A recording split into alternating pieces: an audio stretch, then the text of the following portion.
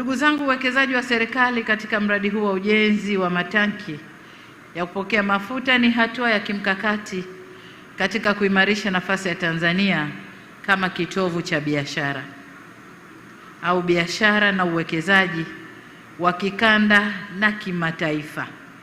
Hatukusudii hapa, tunakusudia kule.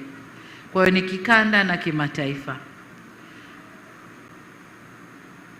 Vile vile ni uthibitisho kuwa kama taifa tumeamua kujiandaa kutumia kikamilifu jiografia ya nchi yetu kama lengo kuu au lango kuu la kuhudumia nchi zisizo na bahari au nchi zilizounganishwa na nchi zenye malango ya bahari.